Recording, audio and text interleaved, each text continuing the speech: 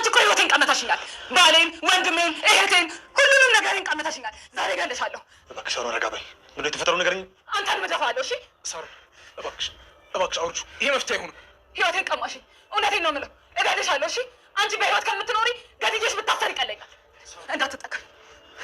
እንዳትጠቀኝ ሳሮን እባክሽ። የለመንኩሽ ነገር አቁሚ ሳሮን እባክሽ። አንቺ እንደዚህ አይነት ጨካኝ ሴት አይደለሽ። ይሄን ነገር ዝቅ አድርጊው። ሁሉም ነገር ተነጋግረን እንፈታዋለን። ቃል እገባልሻለሁ። እባክሽ ነው እሺ በይ። ትክክለኛ እህታችሁ ናት። ሩት እንዳለችው ነው። ትክክለኛ እህታችሁ ራሷ ህይወት ናት። ሳሮን ስታሰቃያት የነበረችው የእናትና የአባት ትክክለኛ እህታችሁ እሷ ነች። እንደዚህ አይነት ቀልድ ደስ አይልም። አንቺ እሱ አይደለችም አላልሽኝም ነበር እንዴ? የዴኒን ምርመራውን ውጤት አስቀይሬው። ኧረ አንቺ እርኩስ ሆንሽ ሰው ነሽ፣ የተረገምሽ። ቆይ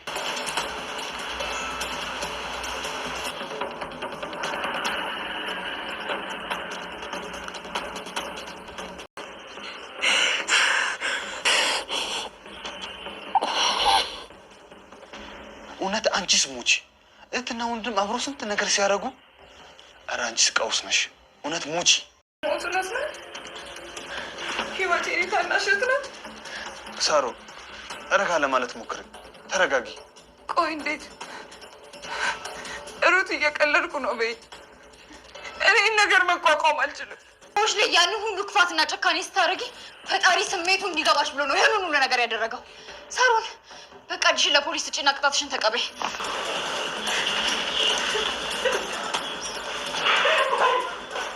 የሳሮን እብደት እየተባባሰ መጥቶ ዛሬ ላይ ሽጉጥ እስከ መምዘዝ ደረጃ አድርሷታል። ታዲያ ለህይወት ያነጣጠረችው መሳሪያም ዳዊትን በመጠኑም ቢሆን ጉዳት አድርሳበታለች። በዚህ ከፍተኛ የሆነ ድብርት የገባችው ሳሮንም ራሷን ለማጥፋት ሙከራ እያደረገች ነበር። በሳሚ አማካኝነት ቆም ብላ እንድታስብና ካለችበት እንድትወጣ እያረጋጋት ነበር። በመጨረሻም ነገሩ እየተባባሰ ሲመጣ በሚኪና በሩት አማካኝነት ሁሉንም እውነት ሊያጋልጡት ችለዋል። ህይወት የራሳቸው እህት እንደሆነችና ሩት ወደዛ ቤት የገባችው የእህቷን ልጅ ለማስለቀቅ ስትል ውጤቱንም እስከ ማስቀየር ደረጃ እንደደረሰች ሁሉንም አጋልጣለች። ሳሮን የሰማችውን ነገር ማመን ተስኗታል። ሩትም እጅሽን ለፖሊስ ስጭና ተገላገይ እያለቻት ትገኛለች። ሰላም ጤና ይስጥልን ውድ ቻናል የቤተሰቦች እንደምናላችሁ በያላችሁበት በዓለም ዳርቻ ሰላማችሁ ይብዛ እያልኩኝ የህይወት መንገድ ክፍል 57ን የምናይ ይሆናል። ዳዊት ሳሮን ከቤት ስለወጣች ሳሮን እያለ ስልክ ደጋግሞ እየሞከረ ነበረ። ነገር ግን እያነሳችለት አልነበረም። ሚኪ በበኩሉ ወደ እነ ሳሮን ቤት የመጣበትን ጉዳይ ለዳዊት በግልጽ ሊነግረው ቆርጦ ተነስቷል። መጀመሪያ ሲጨናነቅ ነበረ። ለዳዊት እውነታውን ሲነግረው ይቀየመኛል የሚል ስሜት ስላለው በጣም እያሰበና እየተጨናነቀ ከቆየ በኋላ ነበረ ይሄውልህ የገባውበትን ጉዳይ ልንገርህ፣ እኔ የውጭ ሀገር ጉዞ አስቤ ሳይሆን አጎቴን ስለገደለችብኝ ሳሮንን በፖሊስ ለማስያዝ ነው በማለት ለዳዊት ይነግረዋል። ከዳዊት ያልጠበቀውን መልስ ያገኛል። አዎ ሁሉንም አውቃለሁ፣ አሁን ሳሮንን መፈለግ ይኖርብኛል በማለት እየሮጠ ወደ ውጭ ይወጣል። ሳሮን የስራ ቦታዬ ወደምትለው ቦታ እየሮጠች እየሄደች ነው። ሩት እየተከታተለቻት ስለነበረ የትም አትሄጂም በማለት ከመንገዷ ለማስቆም እየሞከረች ነበር። እህትሽ እኮ ነኝ፣ ለምንድነው የዚህን ያክል የምታሳድጅኝ አለቻት። ሩትም ይልቁንስ እጅሽን ለፖሊስ ስጭና ነገሩ ያብቃለት። እኔ እንዳንቺ አይነት እህት ሊኖረኝ የማይችል ነፍሰ በላ አውሬ ነሽ። ህጻናትን እያገትሽና እያሰቃየሽ ብዙ ወላጆችን ደም እንባ እያስነባሽ ያለሽ ሰው ነሽ። ሳሮንም አሁን ገና ልጅ ነሽ፣ ትልቅ ብትወኝ ስሜቱ ይገባሽ ነበረ። ለማንኛውም አሁን ከመንገዴ አታስቀሪኝም እያለቻት ገልብጣት ትሄዳለች። እሷም ሳሮን እያለች ብትከተላትም ልትሰማት ፈቃደኛ አልነበረችም። ሳሮን ህይወት ለሳሚ ሩት የነ ዳዊት ትክክለኛ እህት አለመሆናቸውን ታውቃለህ አለችው። አውቃለሁ፣ ከዚህ በኋላ እውነታው ከታወቀ እኔም ማምለጫ ልፈልግ እያላት ነበር። ለካ ታውቃለህ፣ ለነገሩ ያመጣሃትስ አንተ አይደለህ። ልጄንም ካንተ እንደወለድኳትና ምን አይነት ማፈሪያ አባት እንዳላት ሳስብ እናደዳለሁ ትለዋለች። ምንም ብትይኝ እቀበላለሁ፣ ብትሰድብኝ እንኳን የሚቀለኝ ይመስለኛል። ለልጄ ግን ስለኔ መጥፎነት እየነገርሻት እንድታሳድጊያት አልፈልግም ትለዋለች። እሺ እኔ ባልነግራትም እኮ ስላንተ መጥፎነት ልጄ ነገ ጠንቅቃ የምታውቅበት ደረጃ ላይ ትደርሳለች። ልጄንም እናትና አባት ሆኜ ራሴው አሳድጋታለሁኝ። እናንተን ከህይወቴ አስወጣችኋለሁ። በተለይ ደግሞ ያቺ ክፉ ሚስትህ በማለት ስለ ሳሮን እያወራች ባለችበት ሰዓት ሳሮን ከወደ ውጭ ሽጉጧን መዛ መጣች። አንቺ ዘረቢስ አጠፋሻለሁ እያለች እሷ ላይም ደቀነችባት። ጩኸታቸውን የሰማው ዳዊትም ወዲያውኑ እየተሯሯጠ ወደ ክፍላቸው ይከሰታል። ሁሉ ነገሬን ቀምተሽኛል፣ ባሌን፣ እህቴን፣ ወንድሜን ብዙ ነገር ነው ያሳጣሽኝ። ዛሬ ግን እገድልሻለሁ እያለች እየዛተችና እያስፈራራቻት ሳለ ሳሚና ዳዊት ግን እየለመኗት ነበረ።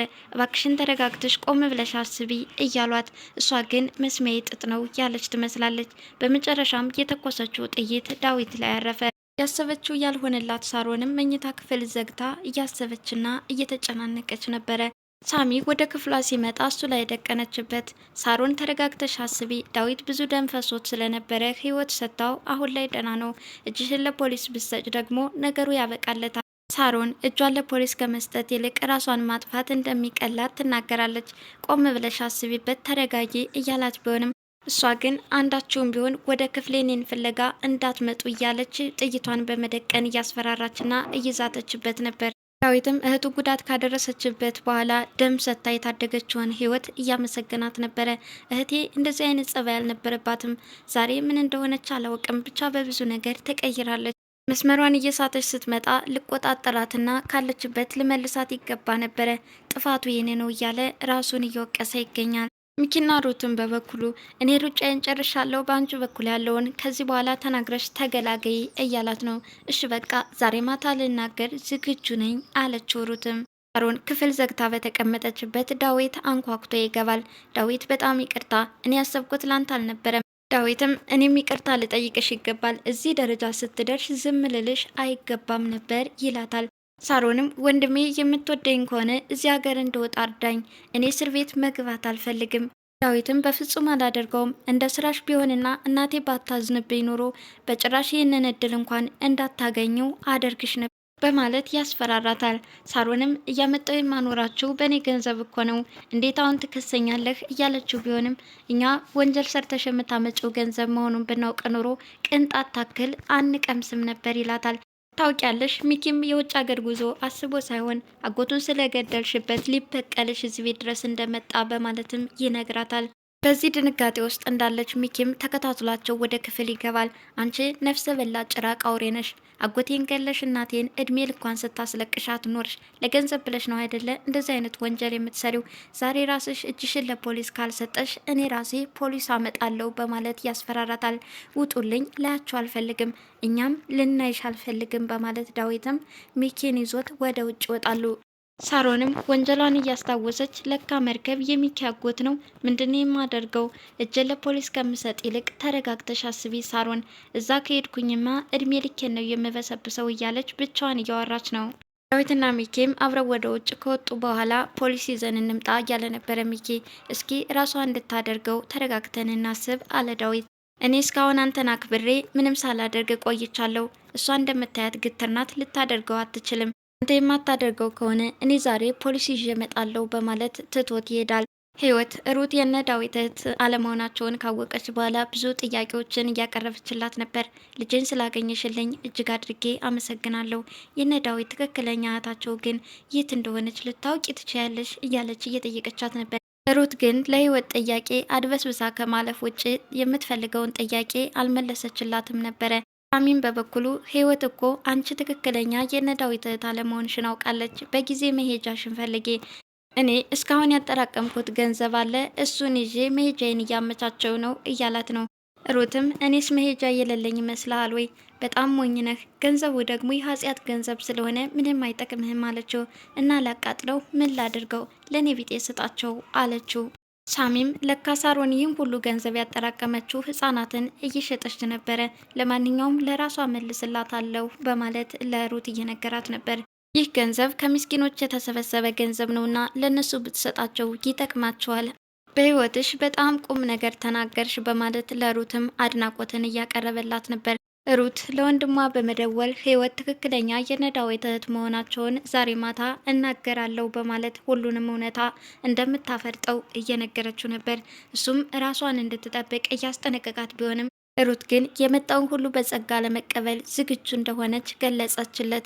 ሩትም በእቅዷ መሰረት ቤተሰቡን እንዲሰባሰቡ ካደረገች በኋላ ታላቁን ሚስጥር የነሳሮንን ውስብስብ የህይወት ታሪክ ልትነግራቸው ተዘጋጅታለች።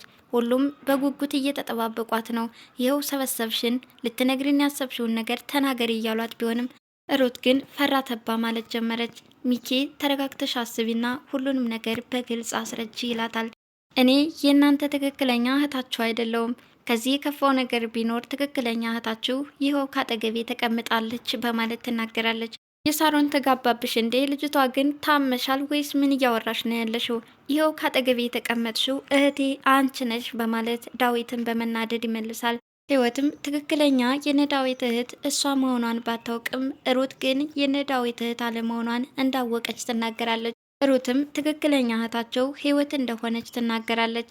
ሚኪ አዎ ሳሮን የምታሰቃያት ጠፍታ የነበረችው እህታችሁ ህይወት ናት በማለት ይመልሳል። ሳሚም ሩትን ትክክለኛ እህታቸው ነኝ በማለት አልተናገርሽም ወይ አንቺ የተረገምሽ በማለት ስድቡን ቀጥሏል።